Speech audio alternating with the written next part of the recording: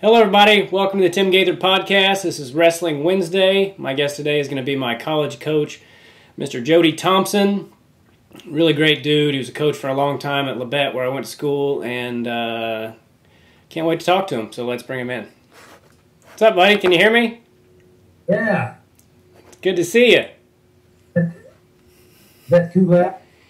No, that works good. The louder, the better. Okay, I like that. Yeah, you're looking good. What's that white stuff? That's a Cardinal wrestling shirt. Oh, you mean this? Yeah. Oh, yeah, it's a little bit of gray. Yeah. We're both wearing Cardinal. Oh, you are? I just happen to be having that on. So. Yeah. You know where the beast comes from? I don't. Labette. French for the beast. Oh, okay. Yeah, so now you know about 100% more than guys for all times. Very few guys knew that, you know. Yeah. A French trapper, came through this area, and he actually named the creek.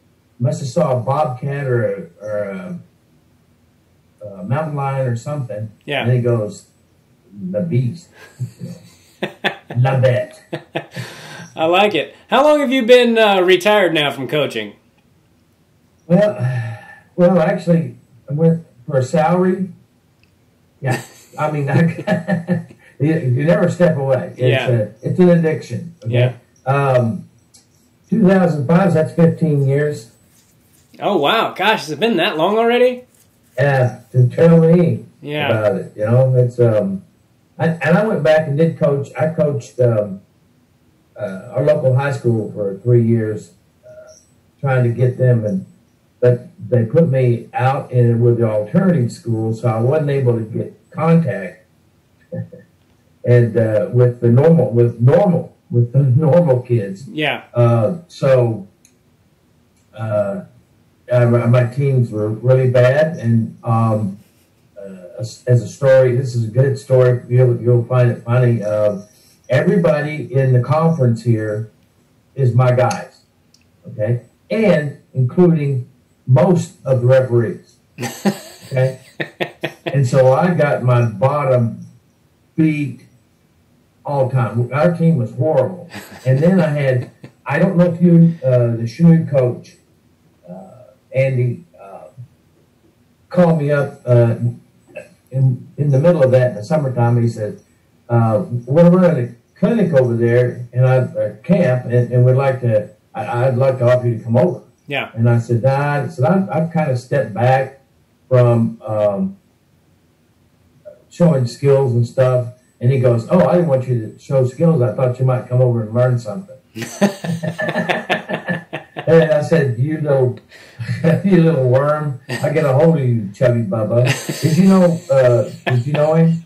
And he won state Chinook 4A this last year. Oh no, I don't know who he is, but it's funny. I was thinking about this a little while ago, or maybe it was last night. But in the state finals my senior year, I got taken down right off the bat, and I hadn't given up very many takedowns, and I got taken down with a shuck sweep, and I found out years later that the guy I wrestled in the finals was a teammate of Joel Bailey. And that has to have been who taught him that move. And he took me down right off the bat in the state finals. He had never taken me down. And I found out years later that it was my college coach who ultimately taught him that move. Well, everybody, I tell you what, I always had trouble with guys when they were here. They wouldn't do it. But what they would do back, you remember, were they still doing the alumni comeback when you were here? Yeah, I did it a couple times. Yeah, so they come back and when we meet them out at 4-year school, they would shuck sweep us. I go, why didn't you use that when you were here with me? Because that, I mean, it's hard to stop. Yeah. And it's hard to figure out what it does. Yeah. And I'll tell you a little quick story. At the national tournament my junior year, I met the kid from Hawaii. I don't even know the name of the college there. And I shuck swept him and really worked him over with a shuck sweep. Yeah. And afterwards he came in and said, "Hey, what is that thing? And so, I mean, so I actually took him and showed him, you know, I was already learning to coach. So, and he was the very first guy I drew that year. And then next year back, he was the very first I got again. And he took me down with my own shuck and sweet. No kidding. He took me down with it. And I said, okay, now we're going to have to. I won. I beat him. But he first right out of the thing, man. Yeah. And he snaked me, really. So. Did you, how old were you when you started wrestling? Did you have any influences in your family? Why did you start? Did somebody inspire you? One of my grandfathers that did some wrestling. Okay. I didn't start. I started. I think it was the 6th grade. We had a boys' club, and they did boxing. They did other things. They did boxing and wrestling. And then we traveled. We loaded up and went all the way into Arkansas, Fort Gibson, I think. And because I was young then, and we wrestled. And then after that, I didn't do anything until. I got a hernia, and so my 8th grade year, and then so I went out as a freshman, and so and I was on a really top-notch team. Yeah. In fact, my wrestling coach in Duncan, Oklahoma is where I'm from. It's right down on the Red River. Okay. My coach was from Topeka. I didn't know that until I came up in Topeka and was walking the halls of Topeka High. And that's where he was. And he was an outstanding athlete. He was state champion heavyweight and all-state football. Big guy. Yeah. So, did I answer that? Did I go off trail there? Or no, not at all. How did you do in high school in Oklahoma? I know that's a really tough. Well, I'll tell you this, I didn't do well. I mean, I won a lot of matches, but I didn't ever close it down. And in fact, my very last match in high school, I got pinned by a guy that I had beaten a couple of times from Norman, Oklahoma. Okay. Oh, you boom soon. But anyway, I was running a bar, and it's an old fashioned. You got your head around the waist, and you got your head, and we call it the head lever when we did it because the lever, and you pop. So when I did it, I don't know how it happened, but he stepped over the top of me instead of me reaching and taking him, and I got stuck. So I didn't qualify for state, and I think I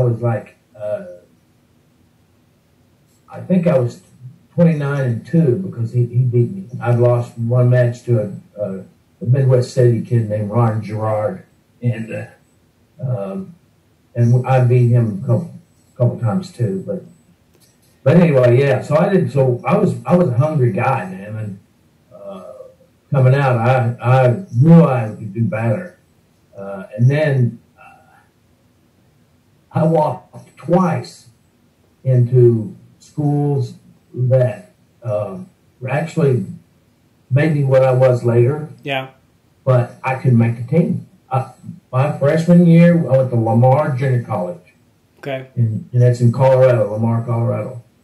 And it was like, you know how, but I don't know if you've been back and seen our campus is looking pretty good now, but back when the very first, it was just 2 buildings. Yeah. Well, Lamar, Colorado was the same way. But they won 5 national championships in a row. And that was up, and then the year I was there, everybody was All-American. Everybody in the line. I wrestled 123, and then I went 130, and then I went 137, and that's the only 3 times I got to make it because somebody in that thing was. I challenged every single guy up to 158 pounds, but here's what the big thing is. We went to scrimmage over at Adams State, and Adams State is the same size now. They're 2,800 undergrads. Okay. Went over there and I wrestled 3 guys, and I beat all 3 of them. So I said, I'm transferring out of this place, and I'm going to Adams State. However, I didn't wrestle the right guy because they had two-time national champion at 137 pounds. And he won a third one, right over the top of me. so I wrestled my sophomore year. I had a good record. It was like high school almost. I think it was 28-4. But and they stuck me in there in some varsity times, you know, at heavier weights. I did better at heavier weights. And then there was a big, I qualified for the Olympic trials, final Olympic trials, my sophomore year. And so I went out there and wrestled, and we got to be at the Olympic camp. Well, I'll tell you that the single thing, there's a guy named Bobby Douglas. Oh, yeah. Bobby, that's my first. It's luck of the Thompsons. So I drew him right off the bat. Okay, and I qualified at 156.5, and so I cut down to 138.5 and walked right into that monster. Yeah. And then his next victim was a guy that you probably know too, named Dan Gable. Oh, wow. So yes, he beat me. And then he went out there and walked all over Gable. No kidding. Bobby was really good, but somehow he choked when he go to international. Anyway, that Olympic camp changed everything. Next year, I was All-American the last 2 years, and I went through a lot of hard work. Yeah. My son Chaz, who was going to help me get hooked up, because I said, I don't know what the hell I'm doing. He's a natural. I've seen, he'll see somebody do a move over there on the next mat, and he'll do it and get it. Me, I'd have to practice it 30 times, 50 times. Yeah. To do that, you know, I was not a natural. My philosophy was, I was in the best damn shape you ever saw. Yeah. I never took any, even alcohol, and I ran and I cut weight, and in the third period, I owned you. In fact, that same my college coach, he sees me every time he sees me. He goes, "Why in the hell didn't you just go out there and beat the guy in the first period?" Because I was a slow starter, I guess, but I always came back, and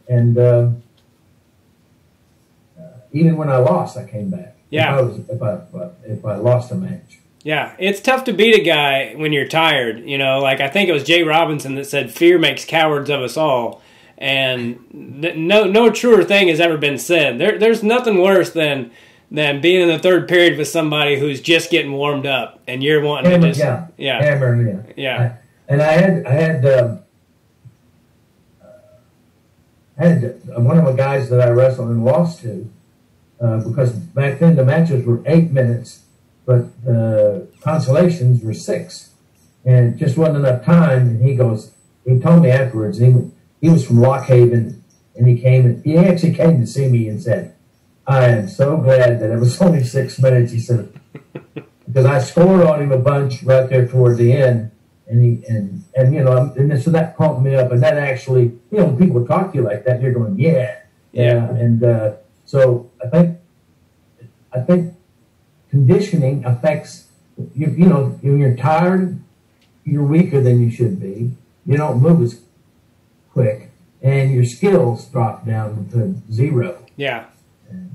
And that's what I liked about it, though. That kind of kept me in the hunt. And then after college, I went on and tried to qualify again, but my weight went up. So I qualified at 56.5, and the next time I went, I took second in the regional tournaments. But my last one was 185.5 pounds, and I got hammered in the final by a guy's a 6'3", and he snaked me. And don't you ever tell anybody? Oh, I guess I'm telling everybody, right?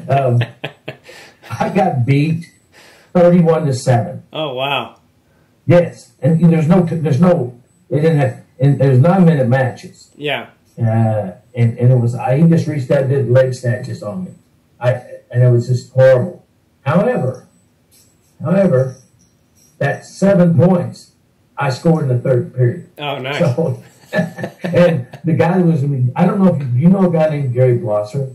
I know the name, yeah. Yeah. He was. Is that John's dad? What's that? Is that John Blosser's dad? Do you know who John Blosser is? Kid from Santa Fe Trail. He's not a kid anymore. Yeah. Oh yeah, John Blosser. Yeah. That's his son. Okay. Yeah, and so he was there in the corner with me, and he was, what they do, take a towel, they're flapping it, and here's what he says to me. He says, "Where's all those fancy moves you're always showing me?" Because I didn't laugh at that time, but I did afterwards. I was hammered. I mean, he was just like, I couldn't even touch this guy. Yeah. It was way out of the weight class. I should have cut down. I should have been right around 150 pounds. Yeah, you're not a super tall guy, so you must have been pretty freaking stout to weigh that much. Well, you know what I weigh now? No. What do you weigh? 230. Really? You look good. Yeah. Yeah, I have. It's mostly in my butt. Really, I tell you, it's don't you? And if you see me, don't go around looking at my butt, okay? Because that's weird. Okay. Right? Oh well. Who would you say the toughest guy you ever wrestled was? Well, I beat Bobby Douglas. Actually, I wrestled some. I beat other countries like Ecuador. Ecuador, I owned Bobby Douglas. That at the end of the first period, the periods were 3-3-3. At the end of the first period, I was 4-0. I mean, it was 4-0 him. Yeah. That's 1 point takedowns. So. Yeah. And I worked out. I never wrestled Gabe. We were the same age. He was at the camp. He ended up taking 6th and qualified for the camp. And I don't think anybody that I've faced. I did at the Olympic camp. I beat the 126 pounder. No, that's not 20. 123 and a half pounder. Bailey. Yeah. I mean, he was, and this is a guy who went and took a silver medal in the Olympics. Wow. So that's my best thing. And he was an arrogant guy, and he always wanted to showboat. So the first time he asked me to do it, I was going like, what happened was they got the Greco guys and the freestyle, and they had a Greco match to kind of freshen up. Okay.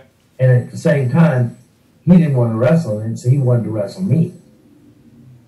And so, as he did, and I clipped him good. So I feel good, but I wouldn't brag about that except he took 2nd. Yeah, well, that's worth bragging about, Coach.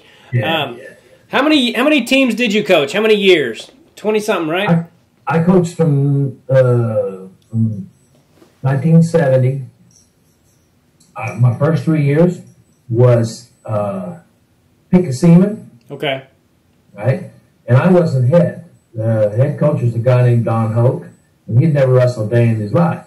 So he taught me how to be a good coach. Yeah. I mean, I think I was a good coach. Being a good coach and being a tactician, or some of the Olympic guys, they don't make good coaches because they can't understand they can't bring kids up to a level, right? Yeah.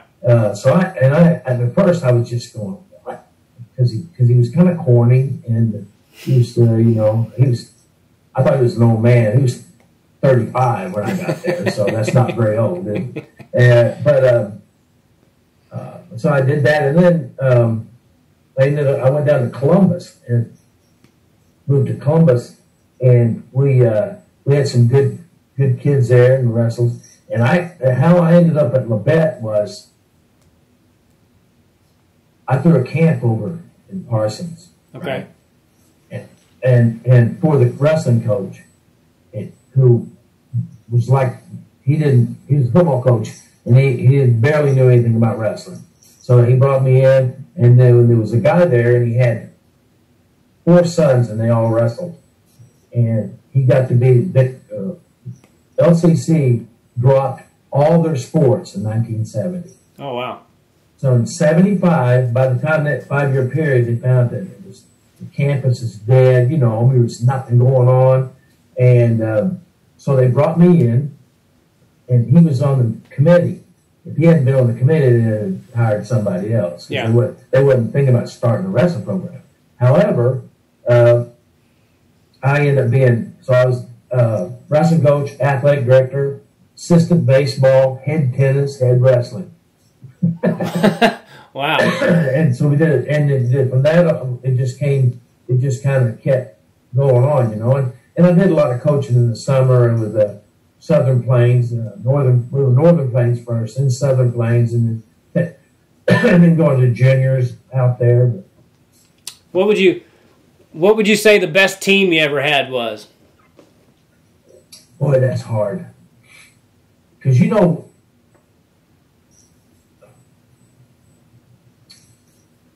that's tough.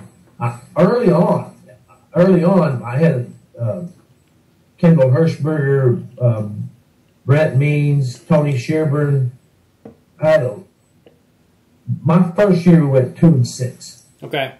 And we won 2 duels. We beat Haskell Indian College. My sinuses. Excuse me. It's all good. Okay, I went and mowed today. We started off 3 years. There was a Oklahoma had 4 JUCOs at one time. Okay.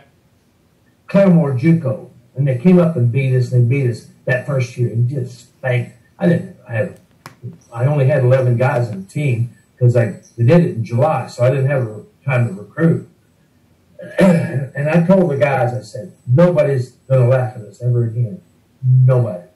And so 2 years later, we hammered them. And so I had a really good team. But I would also say that the year that Joey Renfro and that crew, they were really good. For some reason, the highest, we placed 5 times, 6 times, and you got 6. There's 6 places all we get. So we never did that. But I tell you what, we whipped the returning national champions almost every year in the dual meet.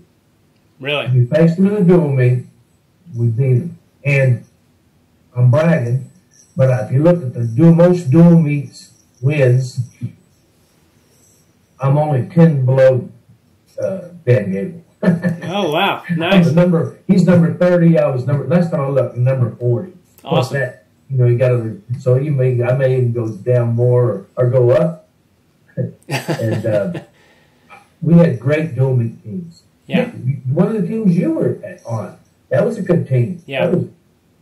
That was really good team. Now, when Joey took over, you remember Joey. Right? Oh, yeah, sure. Joey did, I think we wrestled too many matches. Because I had guys that had like 52-5. Yeah. You know what I'm saying? And I think they kind of burned out. Because the JUCO, they did not require, now they had 23 events. Okay? Okay. And back then, you could just go. So we just went. Yeah. But I've had several teams. It's hard to pick. Yeah. Well, I know you've coached a lot of great wrestlers too, but if you had to pick one, who do you think was the best guy you ever coached? It ended up Callum McNeil. Really? You know Callum? I don't. He's a he represented the UK. He's from Scotland. Okay. And he represented the UK in 92 or 96 Olympics. And he beat Townsend Saunders, was U.S. to qualify there. And he basically, I mean, he's European champion and all this stuff. And he wouldn't believe it. Now his son, his son is right now, they live in Canada. As he went up to Canada to finish up. Okay. And he got to wrestle 4 years instead of, if you transferred from Labette to Oklahoma State, you'd only have 2 years. Well, yeah. It doesn't matter in Canada. So anyway, he was up there, and they live up there, but their sons compete here in the United States. And his son is, how sick he is. Oh, yeah. He's the number one 145-pounder in the country. Okay. He only weighs 142. In the United States, he's number 5? Or in Canada? Pardon? In the United States, he's number 5, or in Canada? He's at 145 pounds, he's number 1 in the United States. Oh, wow. He wrestles for, I don't know if you've heard of it, Wyoming Seminary. Yeah. Okay. They won the Prep Nationals this year. And he has a younger brother who's almost as good. And so, so I got to give it to him. But Mark Gurney is one of the best. He was before your time. Yeah, I don't Mark know. Gurney. He was a beast. Of course, there's you. I looked at your record, though. I got all the records. And hey, you had you know what your record was? I don't know if I want to know. Yes, you had a winning record. You have a winning record. Yeah. I think it was 11-7. Yeah. Well, I was going to talk to you a little bit about that towards the end of of the podcast, my career. But do you have a specific memory of coaching that stands out as your best memory? Oh, okay. A lot of I'm going through negative ones because they have impact. I always tell people I remember my losses much more than my wins. And as a wrestling coach, when I talk to kids, like when you stepped out on the mat, you got beat. I got beat too, right? Yeah. I mean, I didn't prepare you. I didn't give you advice.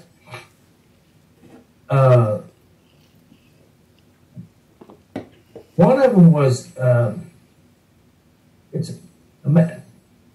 reaching from the dead. The emphasis was we had a young man from Chicago, and I had some issues with him because he argued with about everything. But he went out on the mat and wrestled Pat Smith, 4-time All-American, 4-time national champion. Yeah, and whipped him all over the place because he didn't know who Pat was. Yeah. And Pat was thinking that, I could see he was thinking he was all cocky. I mean, Oklahoma State, for my gosh, And so that was a good one. Another one is I had a JV kid that I took with us to go up to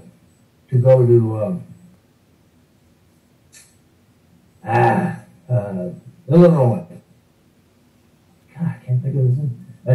Up there, we wrestled a team, and he's quiet, he's tall, and he's real skinny, and he just beat the crap out of the guy that took second twice. He torqued him, and the guy cheap shot him, hit him in the back of the head when he double legged him. And then he just wrestled like it was nothing. And I always felt like that boistered my confidence, and I was so proud of him. Yeah. Because he wasn't a starter. Of course, he did go 16-0 over the year, but the guy in front of him was an All-American. So, okay. And he was out. And so just to do that, just to have that kid step on the mat, and one thing about it is that his dad coached my 2 sons oh, wow. in high school. Huh. And I coached his dad, back in the day, Yeah. and him. So we're looking to maybe find out a way to have one of his kids come wrestle for one of my sons. Would that be nifty? All that interaction. Yeah. Yeah. No. That's part of what I like about wrestling is how small of a world it really is. You know, when you get down to it. I know that you also, part of what probably stunk for you is that the national tournament for JUCO was always the same weekend as high school state, and you usually had to miss your boys at high school state. Did you ever get to see any of them wrestle at high school state? Never once? Not one. Well, videos. Yeah. I'd drive back, get back, and we'd get back, and it'd be 3:30 in the morning, and I'd get there, and so I had my wife or somebody that going along to tape it. Yeah. And I would watch those, not knowing. Plus, I didn't even know. Not only did I get to where, but I didn't know how they did, and because, cell phones are a modern thing. Had they had cell phones, it would be great. But back then, it was all, it was just landlines and yeah. But so most of the time I was pretty pleased. Yeah. with what happened, but so did you say you would wait until you got home to watch the tapes? Yeah. Okay. Yeah, I would hit the house, put my stuff down, lock the front door, and sit down in front of the TV, put the VCR tapes in there and watch. And you'd see match by match, and sometimes people would tell me saying, "This is the third match. This guy won it last year," or whatever, and for me. And so I would know, and then because they both place multiple, but I would get so pissed off if I thought Chaz got screwed bad his junior year. Okay. At the state tournament. Yeah. And there's the locked hands thing. And what happened was if you're making an attempt, the rules say if you're making an attempt, and he was picking the guy up and trying to get him down, the guy was like a gymnast. He kept back on his feet, so he got penalized twice. Yeah. For Yeah, Chaz was a lot smaller than me, and he was a couple years behind me, but Joel was on a couple of my teams, and when I was a freshman, he came into practice, and we wrestled, and I remember thinking, he's a high school kid, he's bigger than me, but he's a high school kid, it shouldn't be, and he ankle picked me right off the bat. I mean, Joel was tougher than crap, he really was, and and they were both completely different. Chaz is built like you, and Joel is like over 6 feet tall, and he knew how to use it, man. That was the biggest. I hated wrestling super tall guys that knew how to use it. That was my biggest kryptonite, was wrestling somebody who, especially if they threw them legs in, man, I was just going to sit down there for a while. They couldn't turn me, but they would wrench on my neck so hard. I mean, I just be like, Yeah, you can feel it. You can feel it right now, because I know what you're talking about. Chaz is a lot like me in the fact that I can change directions real well. And the guy put the legs in on me. On my college team, we had a two-time runner-up. I think he won it the year after I left. He was younger. Who's a legger. And I mean, so we beat him up every day because Chaz, if you put the legs on, he'll stick it. So yeah. You do not want to put the legs in. But it can be like, I had another kid who's super, he's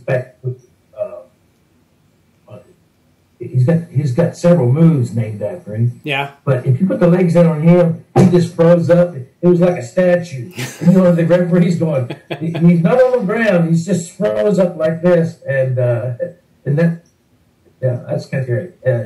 Joel, that was his go-to shot. He snapped that he hooked your heel, that shot low, snatched it. I suppose that's what it was. Yeah, he was. Did you know that? He's 6'2", and I have a grandson that's 6'7". Yeah, I've seen that. Yeah. Oh, did you? Yeah. Yeah. When I hug him, my head's right on his stomach, about where his belly button's at. We're about to say you're a little taller than you, aren't you? I'm 5'7" if I have the right shoes on. Right, I'm 5'6" with the right shoes on. So I knew it. And Jim, how tall is Jim? He's a little taller than me. He's probably about 5'8". Yeah. My brother was really tough. I don't know if you remember, but when he walked on to your team, he hadn't wrestled. He hadn't stepped on a mat in 5 years. And he was able to compete with those guys. He gave Joey Renfro a hell of a time when they would practice. And in the takedown tournament, they had a real tough time. I mean, Jim was just tough. He placed, I think, didn't he place in the takedown tournament? Yeah. He did pretty well, and he was just.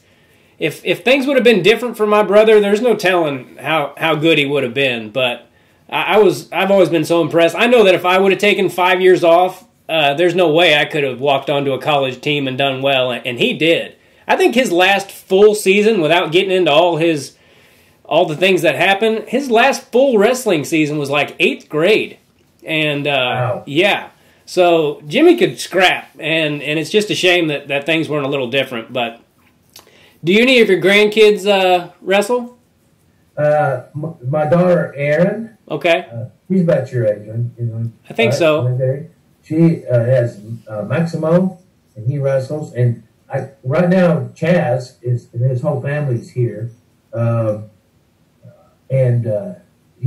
both his two are going to wrestle. Yeah. my 6'7" one, he wrestled at first. He wrestled for 2 years, but he had anger issues. He took second, threw his medal in the trash can. I'm going, what? He's acting like this now when he's 7 years old. Yeah.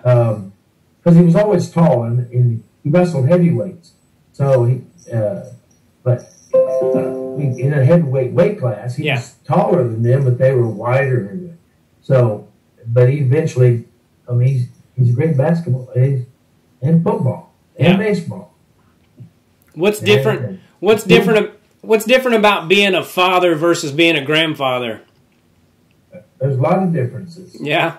We got them here now, and I told my wife, I said, I don't mind being around. I don't want to babysit them though, because babysitting you have to correct them. You have to get on to them. Yeah. And I don't want them to see me like that. Yeah. Of course, that it's too late for them because I've already, you do that, and I'm going to drag you around like like a baby blind cub.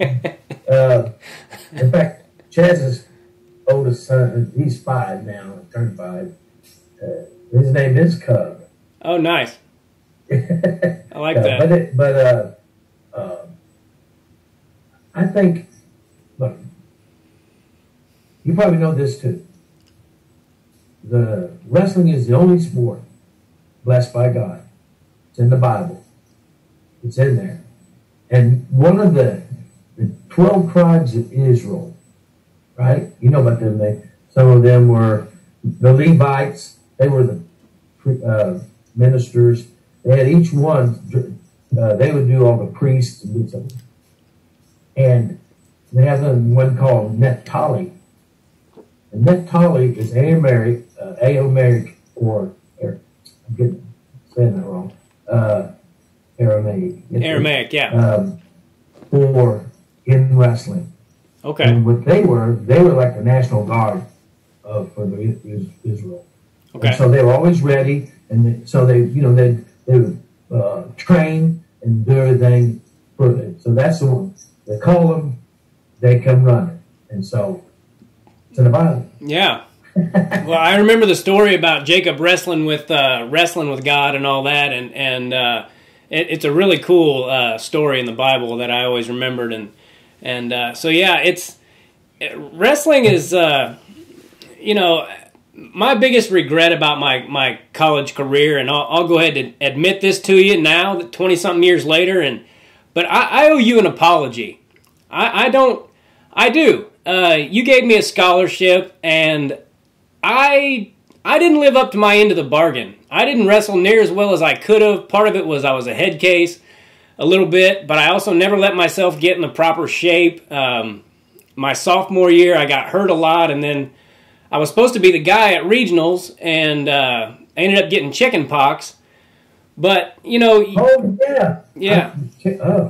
I remember that. Yeah, but I've always felt bad about it because I'm curious about how good I could have gotten, you know, if I would have done things a little different. And when you're younger, you know, you don't think about the fact that, like, you gave me a scholarship and I owed you something that I don't feel like I ever delivered on it. You know, I don't think I ever even got close to my potential. And anyway, I now 45, you know, that I'm 45, I feel bad about it. You know, like I wish I would have seen how good I could have gotten, and I wish I would have done things differently. And anyway, you know, like I learned a lot of good things though at Labette, and I beat some good guys in open tournaments and all that. But I never did what I could have and what I should have, and I regret it. And yeah, I feel like I owe you an apology. No, you don't, because I know that you were a messenger. You're right here, just right now. You were talking about wrestling and stuff, and I see in a lot of your online. When you present it, it's kind of like biblical, when they say Jesus says, "If you testify for me, if you witness for me," and you've done that, and you were there. Everybody could. Well, you're kids. I mean, it's like. I've been there. I mean, I can tell. I had to walk on twice, so I understand how it feels. And I tell the guys, I try to tell them, like when I bring you into the office, I say, hey, this is JUCO, but there's some pretty good guys here, and you're going to have to scrap every day, and it is the mental part. And let me tell you a story, and I almost left Adams State. Now, Adams State was they took fifth one year in Division I. They were NEI school, but we had all these California guys come in. I was the only Okie, and they owned. We beat OU. We beat Missouri. We handled them. Yeah. And so when I found that out, I was going to transfer because I got this guy beating me. I even cut down to 130, and here's the story. I could not be the same guy that beat me in JUCO followed me there. So I had 130 pounds. So I told you about the 137 pounder. I didn't tell you that I brought down to 130. Okay, and he, I couldn't beat him. 1 point. He beat me 1 point every single time. Yeah.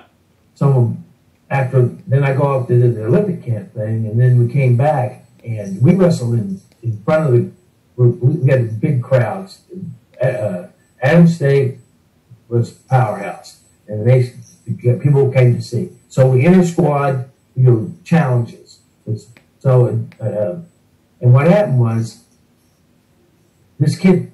His name is Carlos Fontanez. Okay, I've heard that name. Yeah, Carlos Fontanez knocked me out. I stood up and he assaulted me right to my head. Oh, wow. And I got knocked out. And when I came to, I was on the bench. And I said, who won? And they said, Bob Bashline. I go, Bob Bashline beat me? He said, no, you wrestled Carlos. Dummy, like that. And I said, well, did he beat me? He goes, no, you beat him 11-3. I got knocked out.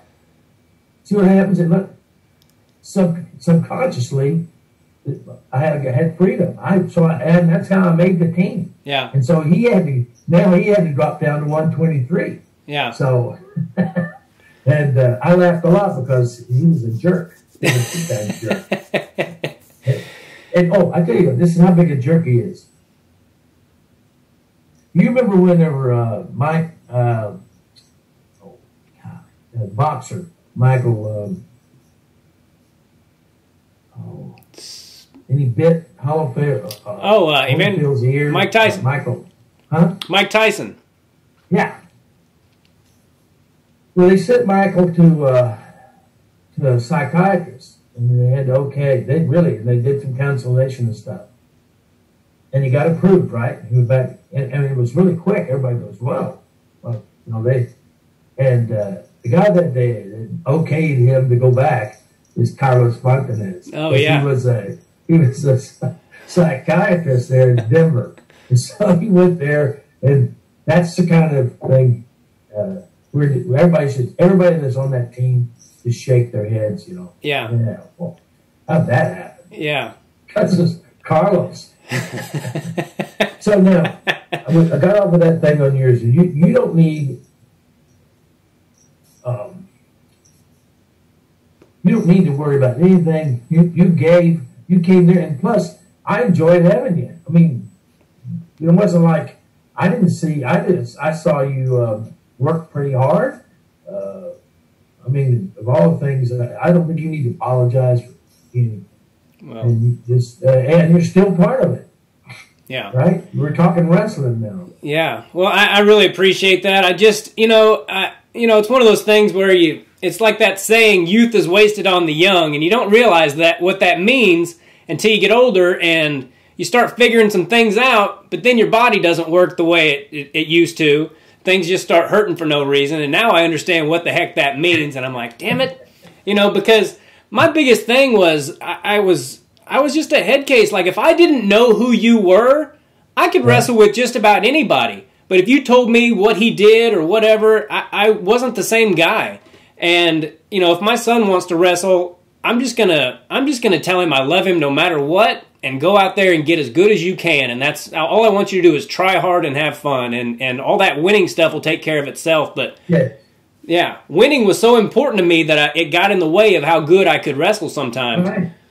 But it's like team wise, or in my personal opinion, I always say every wrestler, Dan Gable, all these guys even today, they all have a philosophy, right?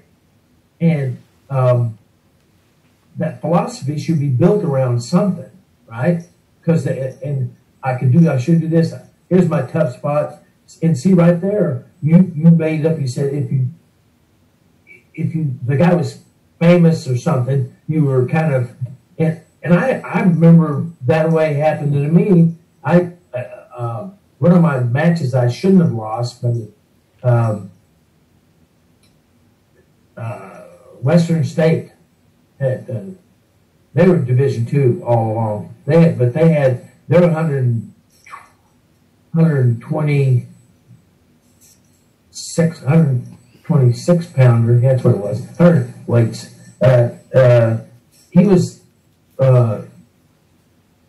second in line Greco of the United States. In fact, he was at the same camp that I was at, and the fact that he wrestled and he beat me, he shouldn't have. Yeah. He came up the weight class, but I was worried about getting thrown. Yeah. So it cost me. So it's we're all human. Yeah. It's well, and I did get a lot better in college, and I didn't realize how much better I had gotten until I went to K-State, and I was in line to be the assistant coach at Wamego, and it was down to me and one other guy, and he ended up giving the job to the other guy. But I think I went to one practice. It was kind of a drive and whatever, but I went to one practice and wrestled with a guy that he hired, and he was a high school state champ, and I won't say his name, but he was bigger than me, and we wrestled one time. And it was in front of that coach that had just hired him over me. And I kicked his ass all over the place. I mean, I was hitting duck unders. That was my favorite move that I learned in college. I always knew a duck under, but I learned a really good one in college. And mainly it was just from watching Chris Dupree. Do you remember that guy? I do. Oh, man. Unbelievable. You talk about a talented dude. And I would just watch the way he would hit that duck under, and he could do it on anybody. And I just started mimicking it. And now I can hit that on pretty much anybody. Well, you know, and I also learned a hell of a headlock from you, because I was always good at a headlock just from the time I was 7. I mean, if you tied up with me, I was going to headlock you. And you taught me one. It was so easy, and no matter how old or fat or out of shape I get, I think I will still be able to throw just about anybody in that headlock if I have to defend myself. If you have faith, because if you have faith and you're actually leading with your hips. Yeah. And the thing, you know, and yeah, and I picked that up from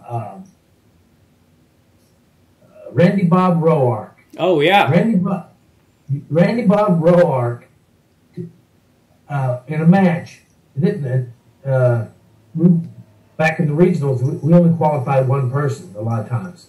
So he was getting hammered pretty good. I mean, I think it was like 6-2. And he told me there was a little break in there, and he came and he goes, "Watch me." And he hit that right in front of me, and he had him down there. He's looking at me. He goes, "Told you." He's talking to me on my thing. And so yeah, I showed that, and you're right. That's hard to stop. Yeah, it'll give you confidence, especially the first time. If somebody hasn't wrestled you, all you do is trap that arm to your chest and take them for a ride, and it's all right here. It's not in the head at all. It's just right here. Right, exactly. Yeah. And I could hit that thing on just about anybody. I don't know if you remember Tim Krieger, but he was one of our 190 pounders. Yeah, I do. I remember. I think I threw him in that like 12 times in a row from both sides. Boom, boom, boom. And he would stand up and he'd go, "Damn it, Gator, that headlock." And he would tie into me and I'd do it again. And he was like, "I can't stop it." And he kept trying to come after me and I just kept doing it to him. And I got into a fight in my 20s and I threw this kid in a headlock. I'm not proud of it, but I know that I can defend myself with that if I have to. Yeah, yeah. So and the thing about it is like, remember we got to talk about Dupree. Was you there at the time when he and Robbie Blay wrestled, and they were like two ghosts? You remember Robbie Blay? Oh yeah, he was great. Yeah. I mean, they was like they were actually upper level. They were Division I guys who just didn't train much yeah. Wow, just same with Mike Silsby. See them wrestle. Remember Mike Silsby? That guy should have wrestled Division I somewhere. He was a freaking beast, and man, if he had done some other things differently off the mat, there ain't no telling how good he could have been. It's funny. It's been a long time, so I can tell you this story now. But I don't know if you remember Joel Bailey and me and Lucas Fortney and Michael Crestwell lived in that big house across from Fast Trip. Yes.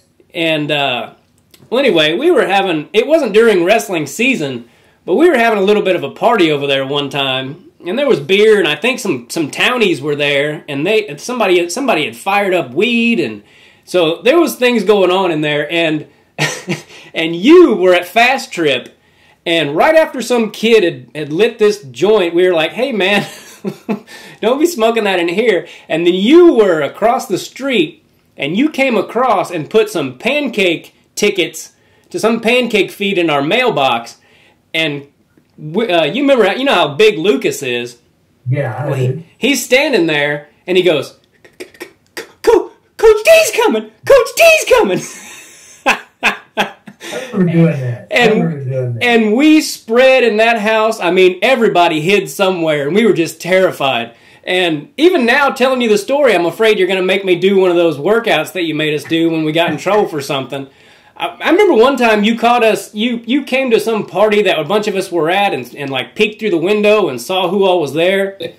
And after practice, you made us do some kind of, anybody that you saw at that party, you made us do this like cardio thing. But it was like 10 or 15 minutes of just up, down, monkey rolls, just boom, boom, boom, boom, boom. For like, I mean, I thought I was going to die. I'm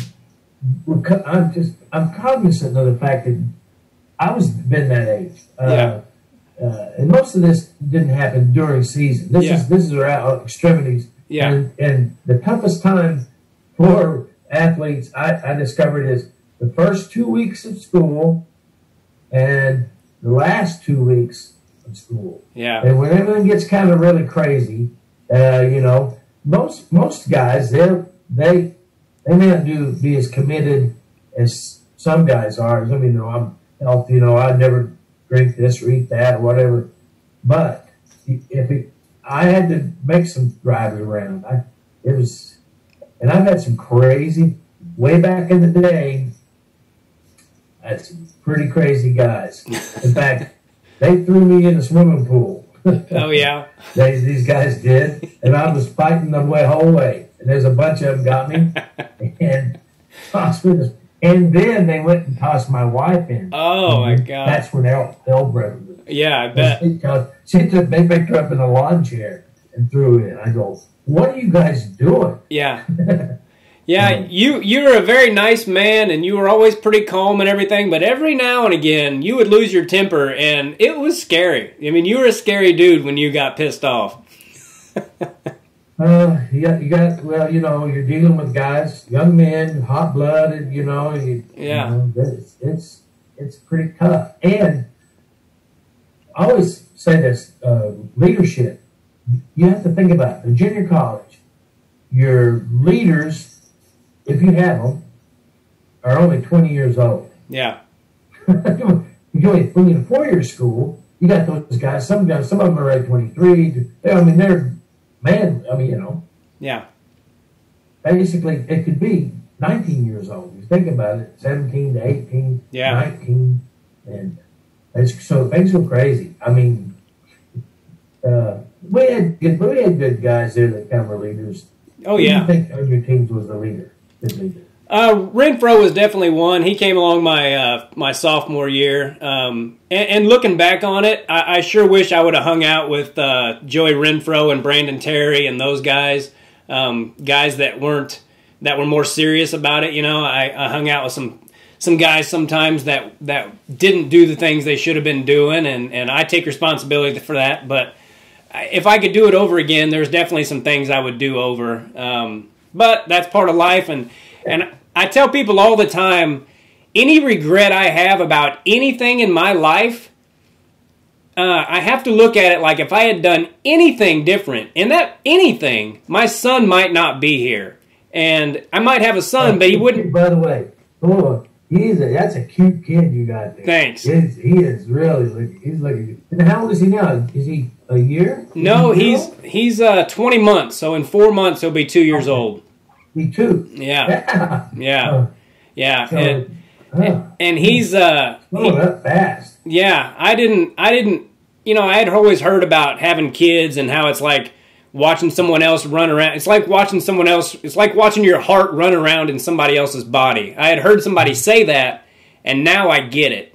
And especially with the world going the way it is, it scares me, but somebody told me that you just have to, you can't prepare the path for your kid, but you can prepare them for the path, whatever that path may be. Yeah, that's good. Yeah. So you make a great coach. You got all these sayings in there.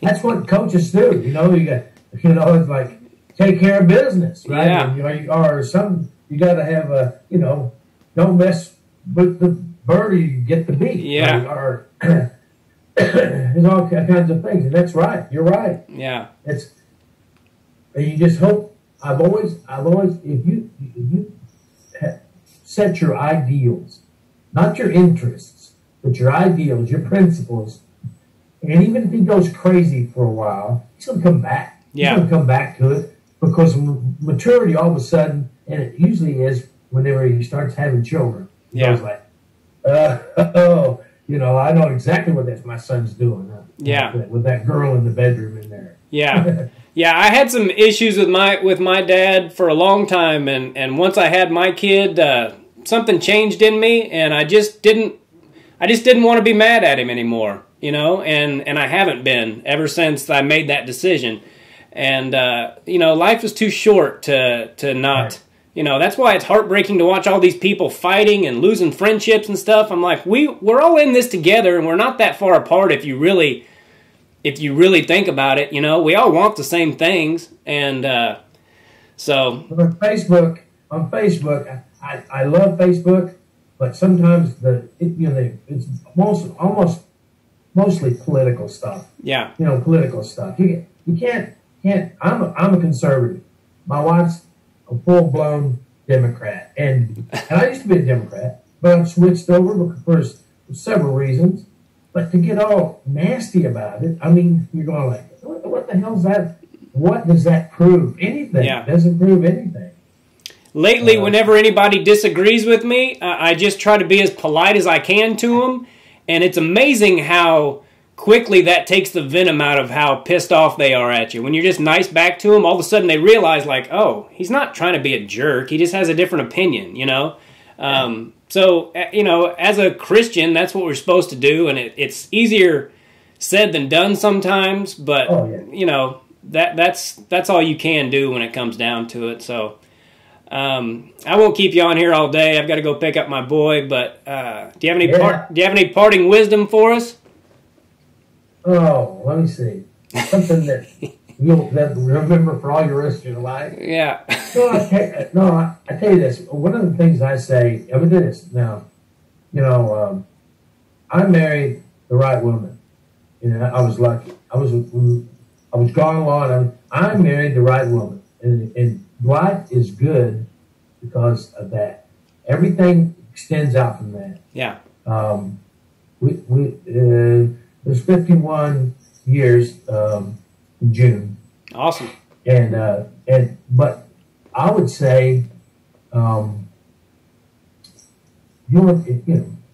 life, like you said, like you're angry with your dad, the issues.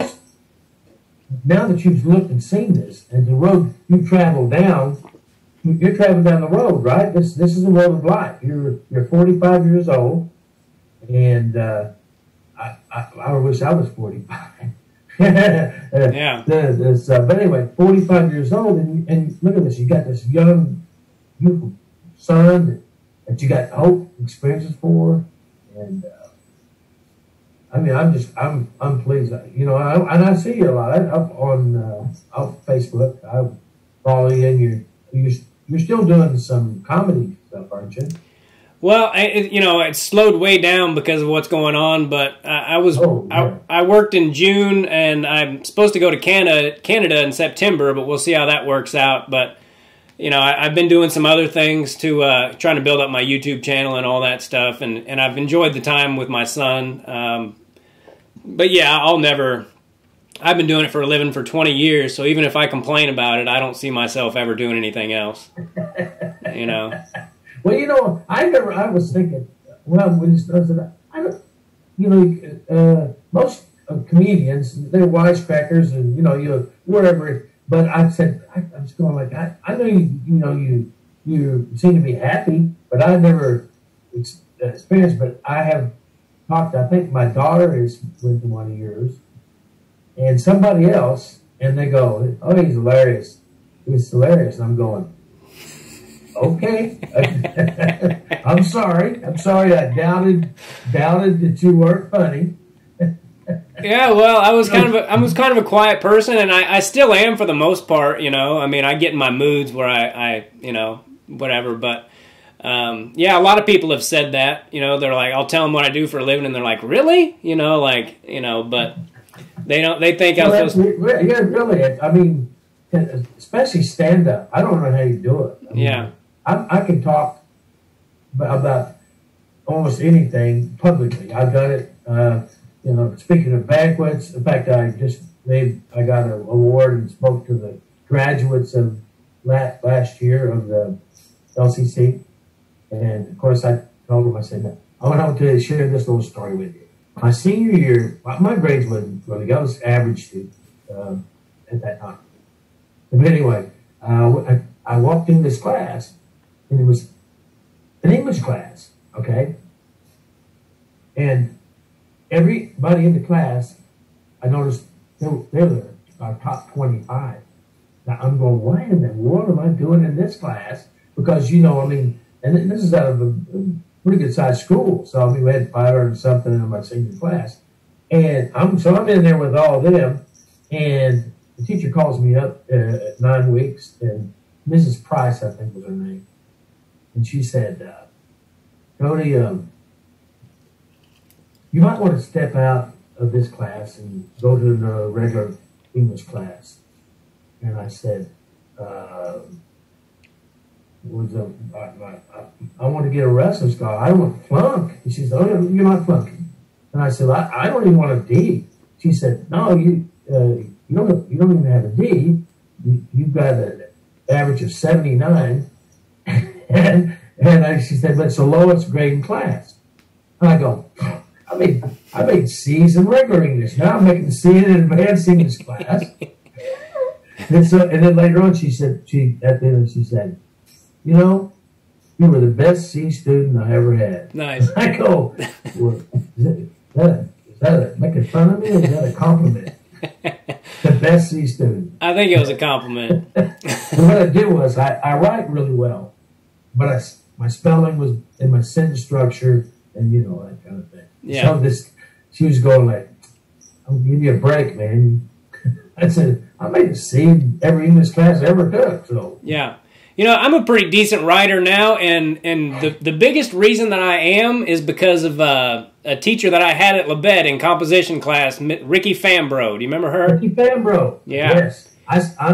I'm friends with her online. Okay. Well, please tell her I said hello, because I think the world of her, and she has no idea how much she helped me. Now when I write something, I go through it, and I used to give a paper to her that I was so proud of, and she'd give it back, and she had a line through every word that I didn't need to be there. And at first I'd be like, damn, but now that's how I write. I'm like, if you can say something she taught me that if you can say something in 9 words instead of 13, do that every time. And eventually you'll have a super tight thing. And now I don't think she teaches anymore, but she said that she used one of my papers as an example for years after that. And so that was a huge compliment for me, and she was a super great lady. So please. I think they're in North Carolina. Okay. So they moved out there. She married another guy, Bob Warford, who was at that time, they were both single people. Okay. And she was not married, and so they moved out there. And I just ran back into them about a month ago. I made contact with them, and I'll tell her. People love that. One of these days, somebody will be telling you, they'll come up there. It's kind of embarrassing, but I do know that she'll enjoy hearing that. Yeah. And because that's what that's what we are. We want to, like I said, wrestling isn't it? Well, I'll tell you, here's what the kids come in there and come to my office, and they sit down and they say, Coach, wrestling's not fun anymore. And I go, you're a dumbass. Wrestling was never fun. I said, get down on that carpet, let me get your wrist, and run a power act, and when you tell me when you start having fun. Right? I mean, really, until I'm angry. I'm going like, and so I said, no. I said, now, if we switched, you'd probably you'd have a big time. What it is, you're just not tough enough to hang in and take the hits. You got to take the hits. Yeah. And I said, wrestling isn't fun. It's an addiction. Yeah. You're addicted to it. Yeah. Right? You see in your mind, you can still see that headlock. Yeah. Right? Yeah. It's there. It's ready to spring in case somebody was rude to you. Just head to the ground. It's another story, but I'm going to get off here before my battery dies on this thing. Gotcha. I've enjoyed the hell out of talking to you, and I owe you a lot, and I appreciate you. I love you, and thanks for giving me a scholarship, and thanks for helping so many people become good men, because you had a lot to do with it. Thank you. I will let you know real quick. There's been some things about trying to do some more alumni, so maybe one time or other, I'll either contact you or somebody, because they did the 70s, like 75 to 80, and they had a bunch of, talking about old guys. Some of them are 60s, 60s. But anyway, so that happens, and I'll make sure that you get okay? Stay in touch. I appreciate it. a great day. Give the family my best. I will. Thank you. Always a pleasure. See you later, Danny. Bye. Bye. All right, everybody. That was Coach Thompson. Really great man. I was really fortunate to have him be my college coach, and I do wish I had done some things differently. But like I was telling him, anything that I would have done differently, my boy wouldn't be here. So I try not to regret anything. But yeah, if you're young and you watch this and you're just worried about winning all the time and all that stuff, just go out there and scrap. Just go out and wrestle and see what happens. And if you wrestle hard, good things end up happening. So I really enjoyed talking to him, and I hope you guys have enjoyed these podcasts. Please make sure to subscribe to this channel. I'm going to have a lot more podcasts, and they're not all going to be wrestling. Some of them are going to be my opinions about a lot of stuff that's going on right now. So I appreciate you subscribing and supporting this channel, and God bless all of you. Thanks for listening, and take care. Bye. Do us both a favor and click on that subscribe button.